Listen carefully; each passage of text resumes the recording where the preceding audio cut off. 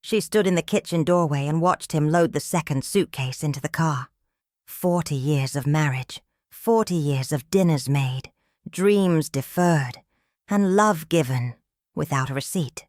He didn't look up, didn't hesitate, just clicked the trunk shut and drove away, as if she were he had already finished reading. What she didn't know yet was what he had been hiding for 3 years.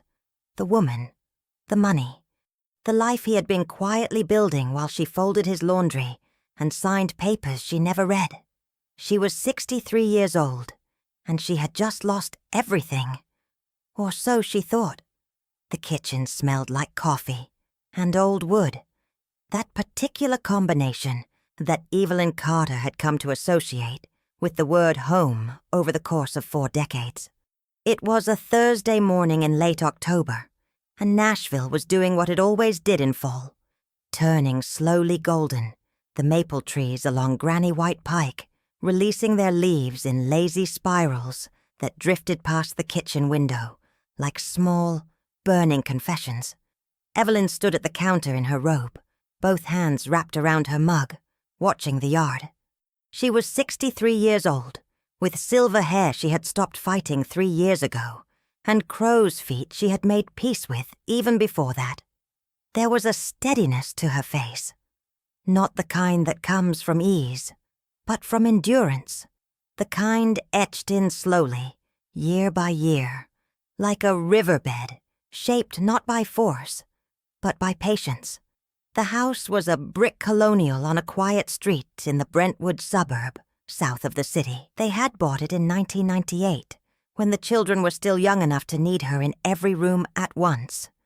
Back then, she had walked its hallways at 2 a.m. with Claire on her hip, and Daniel trailing behind in his dinosaur pajamas, and the house had felt like a living thing, warm, breathing, full of need.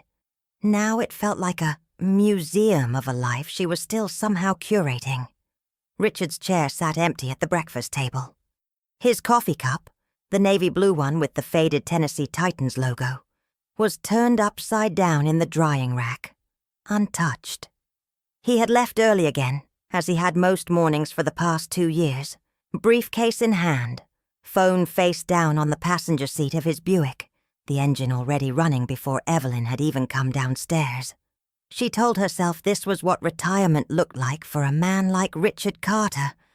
He had spent 31 years as a civil engineer for the city of Nashville, a man who built overpasses and drainage systems and bike trails, invisible infrastructure that the city leaned on without knowing it.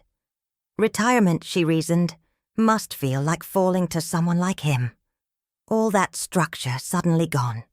So he had taken on consulting work. He met with former colleagues. He went to the gym. He drove long distances for reasons he explained in only the vaguest terms. She told herself all of this, and most mornings, it was enough. Evelyn had her own rhythms to maintain.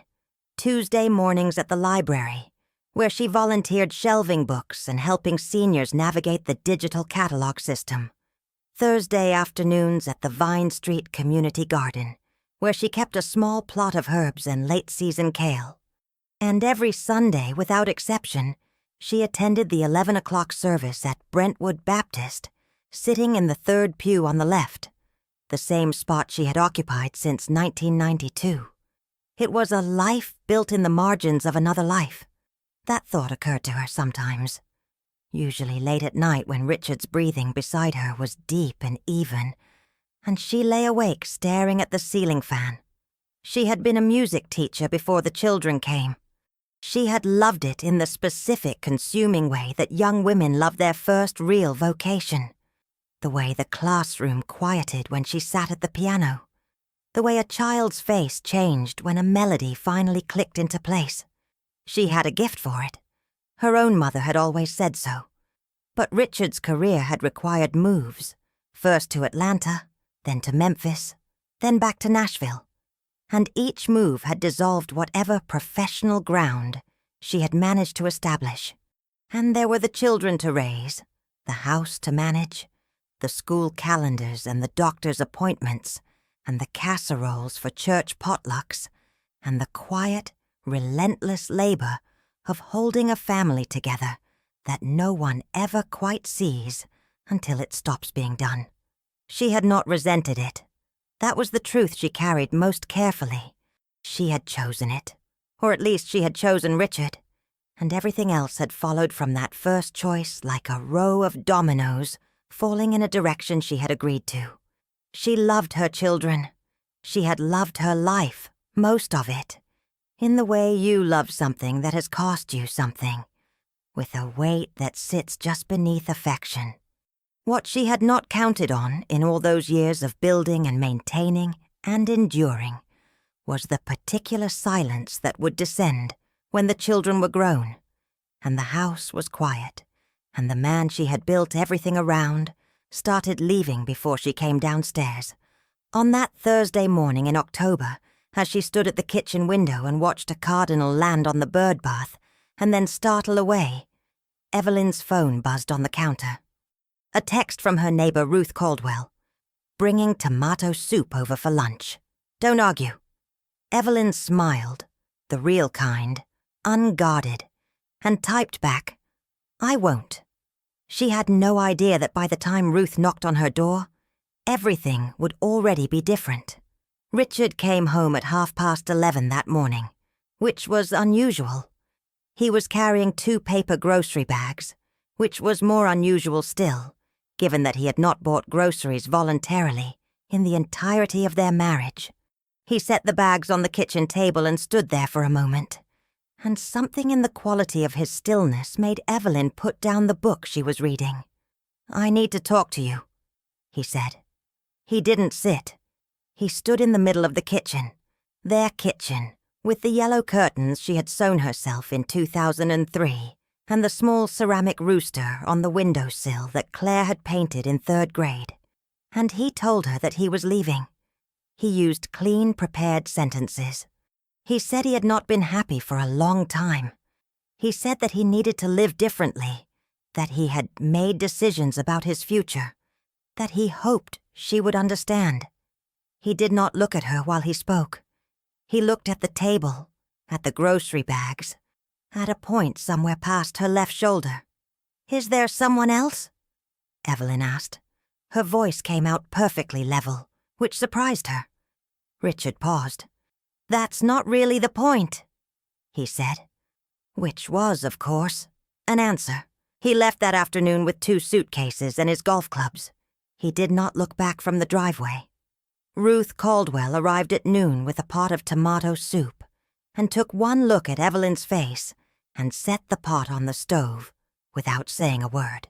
She was 67, a retired middle school principal from Murfreesboro, with sharp gray eyes and the kind of practical empathy that skipped comfort and went straight to usefulness. She had lost her own husband, not to another woman but to a heart attack, 6 years ago, and she understood instinctively that there are moments in a woman's life when soup matters more than words. They sat at the kitchen table. Evelyn told her what had happened in the flat, factual way of someone still in shock, the way people describe car accidents before the shaking starts. Ruth listened without interrupting. When Evelyn finished, Ruth poured more soup into her bowl and said, Has he done this before? Any of it? Left? Evelyn shook her head. No. The distance, the early mornings, disappearing. Evelyn wrapped her hands around the bowl. 2 years, maybe. I thought it was retirement. I told myself... She stopped. I told myself a lot of things.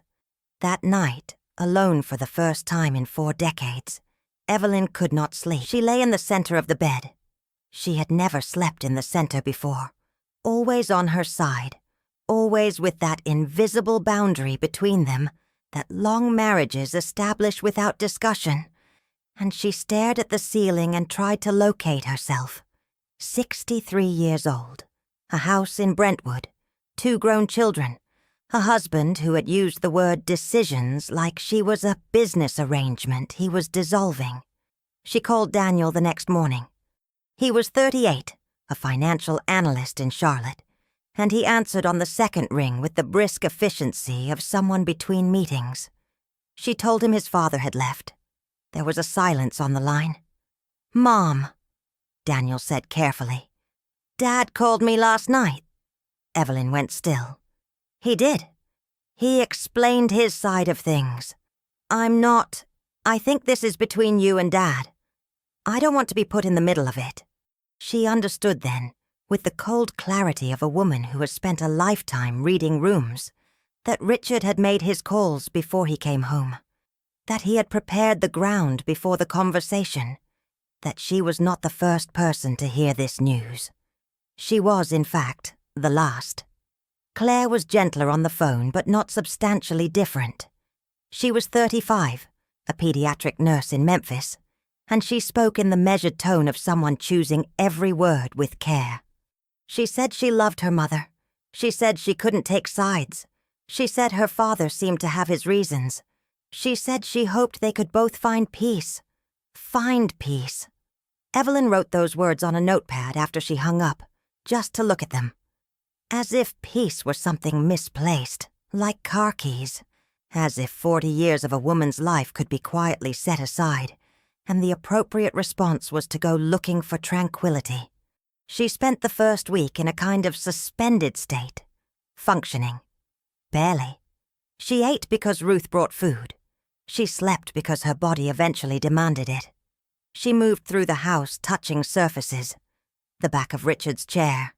The row of anniversary cards she kept in the top drawer of her dresser.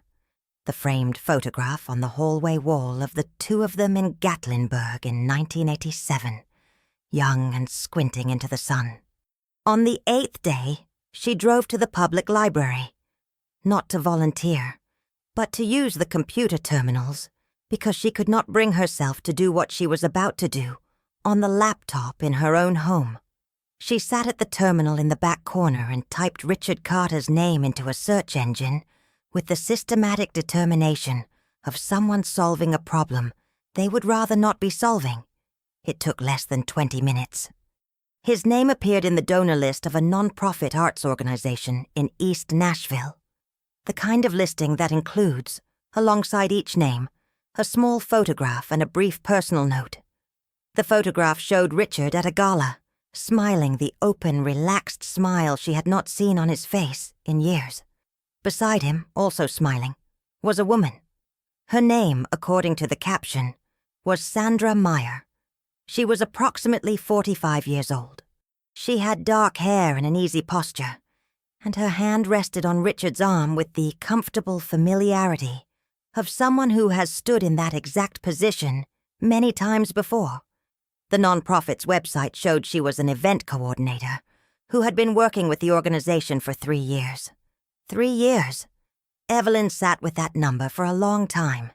She did the arithmetic slowly, deliberately, the way you press on a bruise to understand its full extent. 3 years ago, Daniel had gotten married in Charlotte, and Richard had cried during the toast, the only time she could remember seeing him cry since his father's funeral. 3 years ago, she had planted the rose bushes along the back fence, and Richard had come outside and watched her work, and said, without particular warmth, "Those look nice."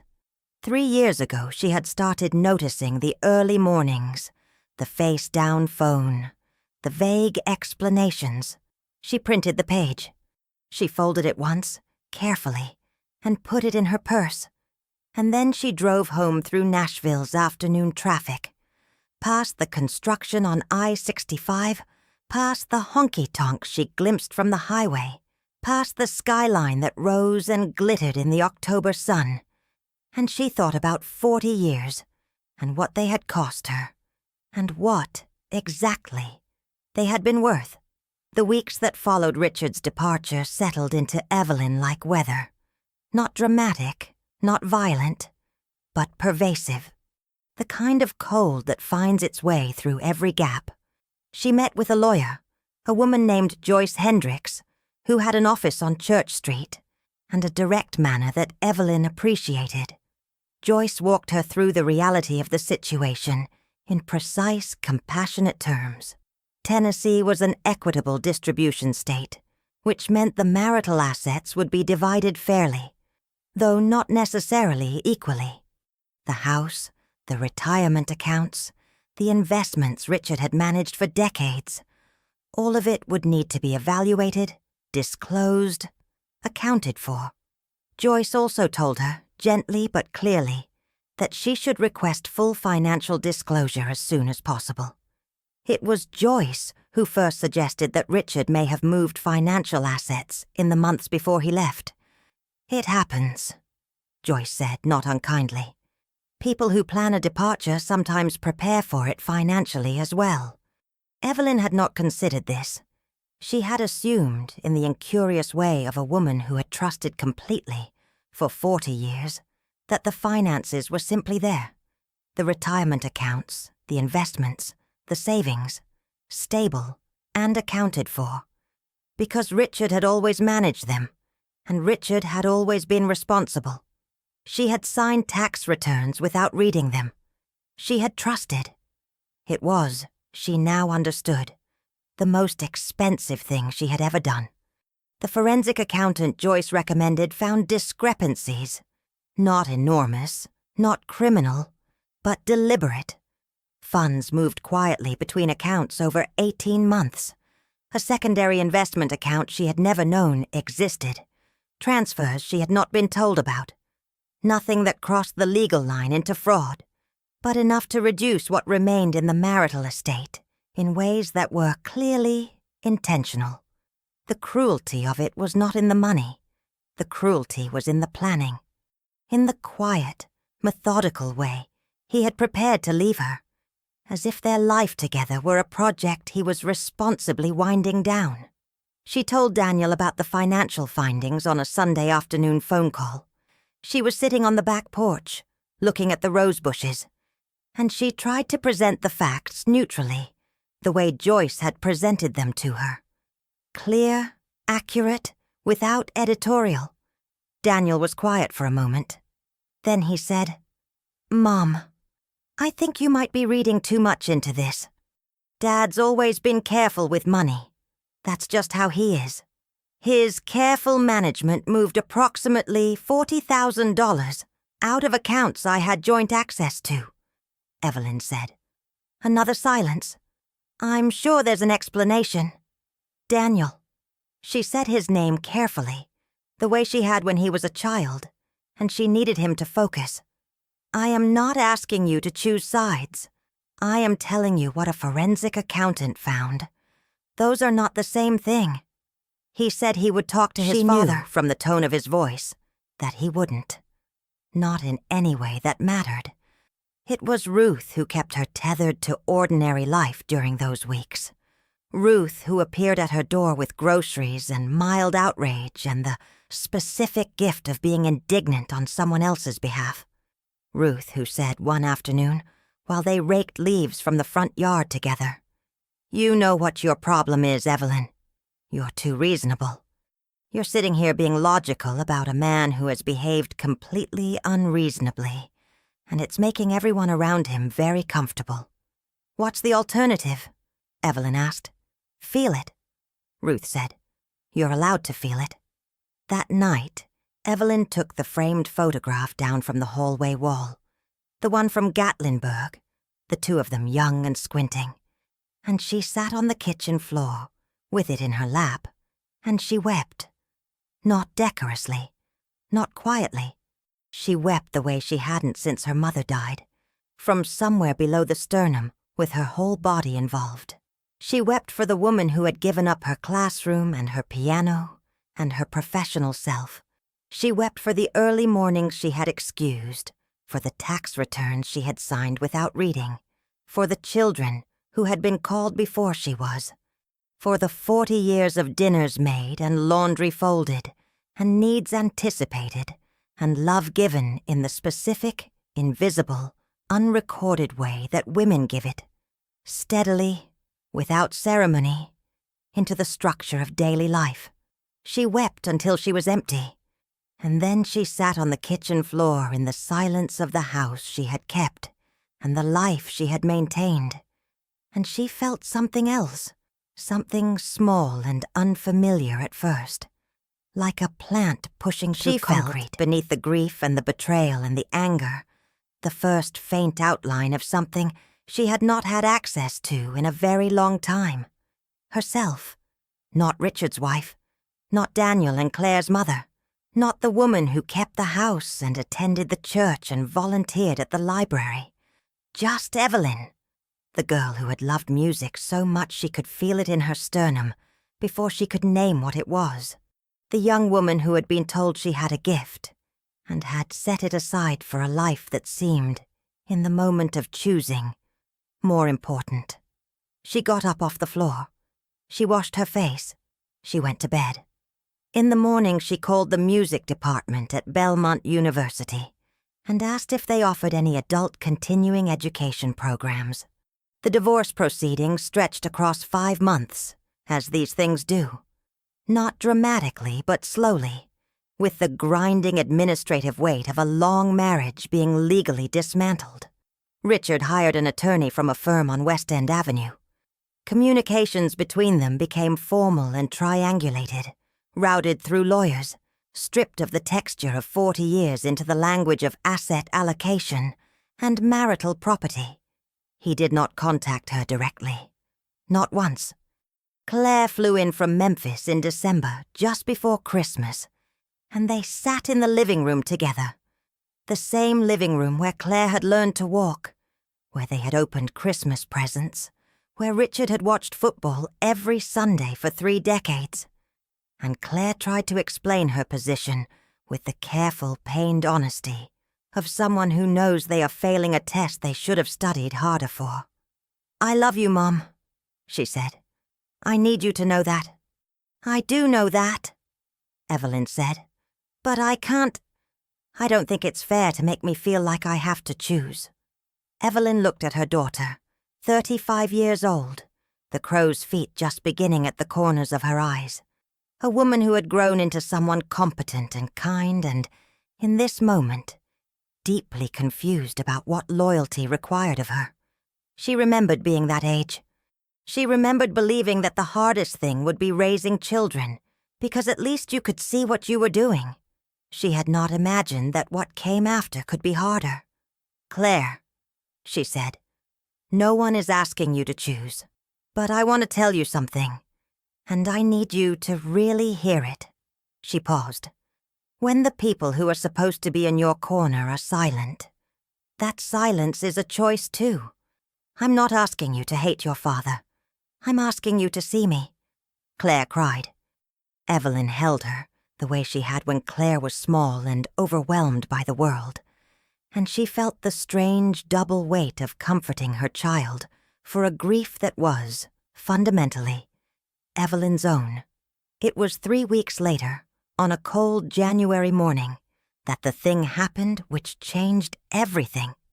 Evelyn was in the university's continuing education office, completing her enrollment paperwork for the spring semester, an introductory music theory refresher, and a piano seminar for returning adult students, when her phone rang. It was Joyce Hendricks, her attorney. "Richard's attorney contacted us this morning," Joyce said. "He wants to accelerate the settlement timeline. They're proposing a lump sum arrangement." Evelyn sat in the plastic chair in the enrollment office with the paperwork on her knee and listened while Joyce explained. The number Richard was offering was lower than what the equitable distribution calculation would likely yield. But his attorneys were framing it as a gesture of goodwill. They were also, Joyce noted, suggesting that a prolonged legal process would be emotionally difficult for all parties, including the children. The children. He had invoked the children in a legal settlement offer. "What do you recommend?" Evelyn asked. "I recommend we counter," Joyce said. "And I recommend you prepare yourself for him to push back hard. He has more resources than you currently realize." The counter-offer negotiation took 6 weeks. During those 6 weeks, Evelyn drove twice a week to Belmont University and sat in a practice room with a piano, a Yamaha upright, slightly out of tune, in a room that smelled like Roseanne and old carpet. And she played. She played badly at first, haltingly, her fingers finding their old pathways and losing them again, with the inconsistency of someone recovering a language from deep memory. She played scales until they were smooth. She played simple pieces until her hands remembered their confidence. She played until the music, which had lived somewhere in the back of her chest for 40 years, like a pilot light no one had thought to use, began to warm again. It was in that practice room, in the 3rd week of January, that she met Patricia Wells. Patricia was 58, a recently retired speech pathologist who had returned to piano after 30 years away, for the same unnameable reason most people return to the things they loved before life redirected them. She had a quick, self-deprecating humor and a habit of bringing 2 cups of coffee and offering one before asking if you wanted it. She took the practice room next to Evelyn's on Tuesday and Thursday mornings, and they began talking in the hallway between sessions. First briefly, then at length, then with the unself-conscious ease of 2 women who have separately arrived at the same crossroads and are relieved to find company there. Evelyn told her about Richard, about the marriage, about the financial maneuvering and the children's silence, about Sandra Meyer's hand resting on his arm at a non-profit gala. She told it without performing it, flatly, fully, the way she had learned to tell hard truths since the October morning when her ordinary world had ended. Patricia listened with the focused attention of someone who has worked professionally with the mechanics of communication and understood, deeply, what it costs to speak clearly. When Evelyn finished, Patricia said something she would return to many times in the months that followed. "You spent 40 years making yourself small enough to fit inside his life," she said. "Now you get to find out how large you actually are." The settlement was finalized in February. Joyce had secured more than the initial offer. Not everything the calculation had suggested, but enough. The house, a fair share of the retirement assets, a structured arrangement that would allow Evelyn to maintain her life in Nashville without financial catastrophe. She sat in Joyce's office on the afternoon the papers were signed and felt, not triumph, but something quieter. A door closing on one thing, a key turning in another lock. That evening she called Daniel. He answered with his customary briskness, and she told him the settlement was done. He said he was glad it was resolved. She said she was too. Then she said because it needed to be said, and she was done not saying things. "I want you to know that I forgive you for not being there. And I want you to know that I've noticed. Both of those things are true at the same time." Daniel was quiet for a long time. When he spoke, his voice was different, younger somehow, less polished. "Mom," he said, and stopped. "You don't have to say anything right now," she told him. "Just know that I meant both of them. Spring came to Nashville the way it always does. Suddenly, insistently, with a warmth that arrives before you finished. The dogwoods along Evelyn Street were blooming, and the garden in the backyard needed attention, and the birds had returned to the bird bath with their particular morning urgency. Evelyn noticed all of it. She had started noticing things again. She had lived in the house for 26 years, and in those years she had learned to move through it efficiently, purposefully, always in service of something else. Meals to prepare, laundry to manage, tasks to complete. She had not, she realized now, simply looked at it in a very long time, had not noticed the way the afternoon light crossed the kitchen floor in October, or the way the rose bushes in the backyard released their fragrance on humid mornings, or the particular quality of silence on a Sunday before the neighborhood woke up. She started a journal, not for anyone else, not a record or a reckoning, but for herself.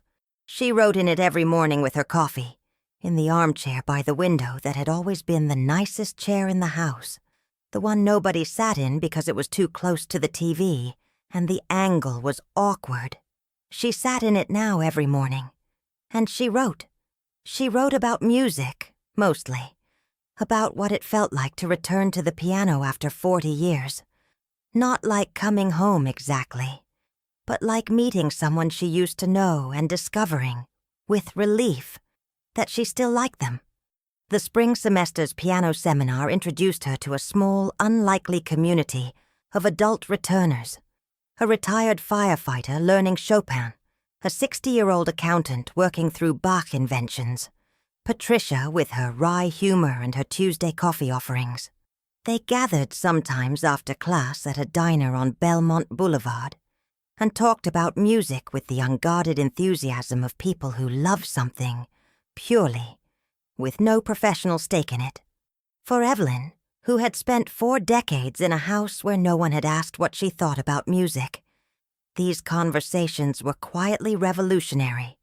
Ruth came over on a Saturday in April and found Evelyn in the backyard, kneeling in the dirt beside the rose bushes, and said, "You look different." "Better or worse?" Evelyn asked, not looking up. "Both." Ruth said, "Mostly better." They sat on the back porch that afternoon with sweet tea, and Evelyn told Ruth about the spring semester, about Patricia, about the practice room at Belmont and the feeling of her hands finding their old competence on the keys. Ruth listened with the attentive pride of someone who has watched a friend come back from a long distance. "Your mother was right," Ruth said. "About the gift." Evelyn looked at her. "I haven't thought about that in years." "I know," Ruth said. "That's why I said it." Daniel came to Nashville in May, unexpectedly. He called from the airport to say he was in town for a conference and asked if he could stop by. Evelyn said yes and made coffee, and set out the lemon pound cake she had baked that morning because she had wanted to, not because anyone was coming. He arrived looking tired in the way that men in their late 30s look tired. Not sleepy, but worn, as if the weight of his professional efficiency had started to press through the surface. He sat at the kitchen table and drank his coffee, and looked around the house with the careful, slightly guilt-ridden attention of someone taking a long-overdue inventory. "You've changed things," he said. She had. She had moved furniture. She had painted the living room a warm terracotta color that Richard would have called impractical. She had hung her own photographs, not family portraits, but images she loved. A photograph of the Nashville skyline at dusk, a print of the Smoky Mountains she had bought at a craft fair, a small watercolor of roses that Patricia had painted and given her for her birthday in March. "It's mine," Evelyn said simply. "It was always mine, too. I just forgot for a while." Daniel wrapped his hands around his coffee mug, the same gesture she noticed that she herself made, and he said quietly, "I'm sorry, Mom, for not being there. I told myself I was staying neutral, but—" He stopped, tried again. "There's no neutral. I understand that now." She looked at her son, 38 years old, with his father's jaw and her own eyes, and she felt the complicated love of a mother for a child who has failed her and is trying to say so. It was not a simple feeling. It did not erase the months of careful distance and the phone calls where he had been diplomatically unavailable. But it was real, and it was his, and she chose to receive it. "I know," she said, "and I'm glad you said it." They spent the afternoon together in the kitchen, Evelyn making dinner, Daniel sitting at the table talking, the way he hadn't talked to her since he was a teenager, unguardedly about his marriage, his work, the particular loneliness of a life organized entirely around productivity. Evelyn listened and cooked and occasionally said something that made him laugh, and felt the quiet satisfaction of a relationship that was, with difficulty and honesty, being rebuilt. Claire called that evening. She had heard Daniel was visiting, and the three of them talked together on speakerphone for an hour in a way they had not done since the children were young. Claire cried once, briefly, and said she was sorry, and Evelyn said she loved her, and meant it completely, and also meant the complicated truth beneath it, that love and disappointment can inhabit the same space without canceling each other out. In June, Evelyn was asked by the continuing education coordinator at Belmont if she would be interested in assisting with the fall adult beginner piano sessions. It was not a full teaching position, more of a volunteer instructional role. But the coordinator had heard from the spring seminar instructor that Evelyn had a particular gift for working with anxious adult beginners, a patience and a clarity that cut through the intimidation that kept people from playing. She said yes immediately, without deliberating, without qualifying, without checking whether it was convenient for anyone else's schedule. It was the first yes she had given that was entirely, uncomplicated her own. She called Patricia to tell her, and Patricia said, "Obviously," and they laughed together in the particular way of two women who understand each other's absurdity and resilience in equal measure. On a Sunday evening in late June, Evelyn sat at the piano she had rented for the house, a modest upright that fit in the corner of the living room where Richard's leather recliner had been, and she played. The windows were open, and the evening air came in, carrying the smell of summer and cut grass and something blooming in Ruth's yard next door. She played from memory, slowly at first, then with growing confidence, pieces she had loved at 23, before Atlanta, before Memphis, before the long faithful dissolution of herself into the life she had chosen. She was not the same woman who had played those pieces the first time. That woman had been younger, more certain, less aware of what things cost. This woman knew the cost of everything. She had paid it, in full, in the specific currency of years and choices and the quiet labor of love that goes unrecorded. But the music was still there. It had waited for her, the way certain true things wait, without resentment, without conditions, simply present in the place you left them, ready to resume whenever you found your way back. She played until the light changed. Then she sat for a moment with her hands resting on the keys and listened to the neighborhood settling into evening. A lawnmower finishing, children called in from yards, a dog barking somewhere down the street. The ordinary texture of other people's ordinary lives continuing all around her, 63 years old. A house that was finally, fully hers. A sound she had almost forgotten she could make, rising from her hands and filling the terracotta-colored room. Children who were learning, slowly and imperfectly, to show up. A neighbor who brought soup without being asked. A new friend who offered coffee before you knew you wanted it. A classroom in the fall, where she would sit beside someone else's beginning and help them hear what was already inside them. She had not chosen this life. It had been handed to her by loss, by betrayal, by the specific failure of a man who had planned his departure with more care than he had invested in their final years together. But it was hers, wholly, irreducibly, finally hers. And for the first time in 40 years, that was enough. Ruth knocked on the front door just as Evelyn was closing the piano lid. She came in without waiting. She had a key, a recent development, carrying a bottle of wine and the particular expression of a woman who has decided an occasion deserves mocking. "What are we celebrating?" Evelyn asked. "You," Ruth said. "Just you." They sat on the back porch as the sun went down over Brentwood, and the fireflies came up from the grass, and Nashville hummed its low, constant musical hum in the distance, and Evelyn Carter, 63 years old, lifted her glass and drank.